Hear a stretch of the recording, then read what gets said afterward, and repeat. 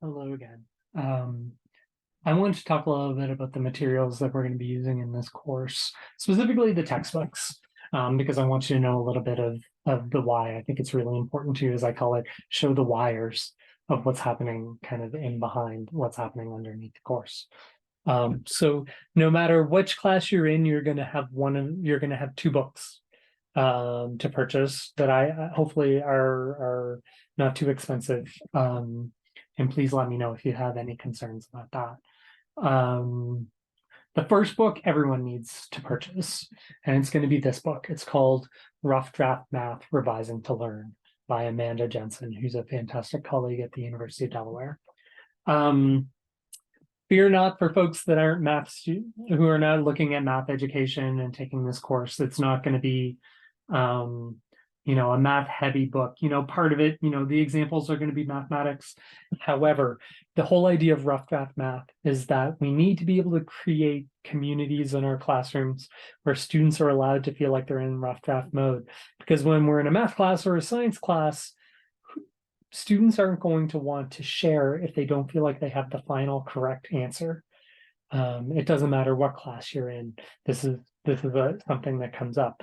And so how do we build a culture of our classroom to allow for students to realize that we're always in rough draft mode?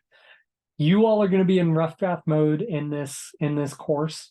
I want you to write up and annotate all over final drafts that you send to me. Tell me things you like, tell me things you didn't like. That's going to be really important. But we're all going to read this, and we're going to read it kind of a little bit differently. We're going to do it in a book club. And so one of the things that you're going to have to do throughout the semester is engage in book club conversations. And each week, after we've done a couple of chapters, a group of you will be in charge of setting up kind of like something to read about the chapter that we can lead to kind of like lead the book club discussion for the next class. So everyone will get a chance to kind of like lead a night of the book club. So that's the first book that everyone in the group is going to purchase.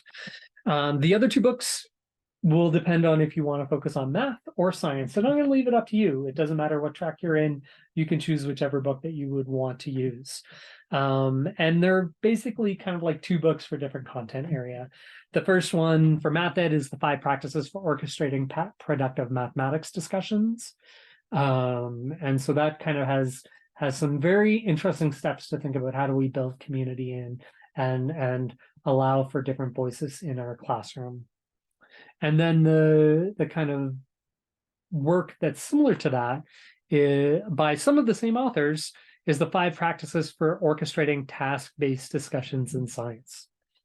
And so when there's a week where you're doing chapter 1 in one book, the other group's going to be doing chapter 1 in their book, and that'll all be laid out in the syllabus. And so that's where we're at. If you want to do mathematics, you're going to focus on the 5 Practices for Orchestrating Math Discussions. If you're in science, you're going to choose 5 Practices for Orchestrating Task-Based Discussion in Science. You do not need to buy all 3 books. Just remember that I'm requesting for you to purchase 2 of the books. If you have any questions about that whatsoever, please just reach out to me. I'm looking forward to talking all about it.